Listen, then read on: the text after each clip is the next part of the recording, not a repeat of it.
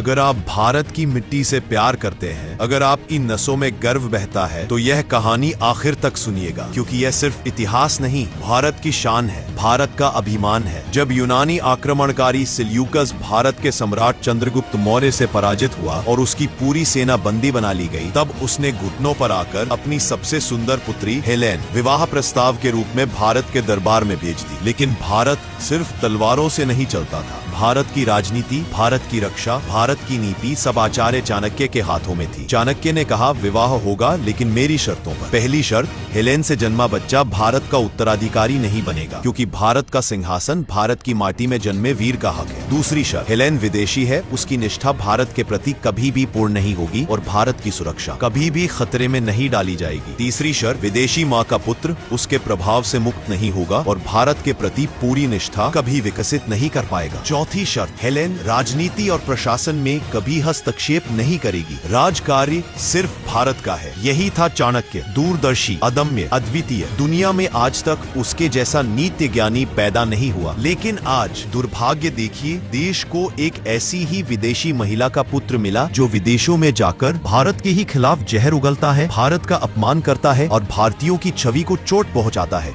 इतिहास हमें चेतावनी दे चुका है और आज हमें जाग जाना होगा। अगर आप भारत पर गर्व करते हैं, चाणक्य पर गर्व करते हैं और अपनी सभ्यता पर गर्व करते हैं, तो इस वीडियो को हर उस भारतीय तक पहुंचाइए जिसे अपने इतिहास की सच्चाई जानना जरूरी है। भारत महान था, भारत महान है और भारत महान रहेगा। अगर आपको भारत का इतिहास पसंद है तो कृपया चैनल को सब्सक्राइब करें, क्योंकि हम रोज आपको अनसुने तथ्य दिखाते हैं।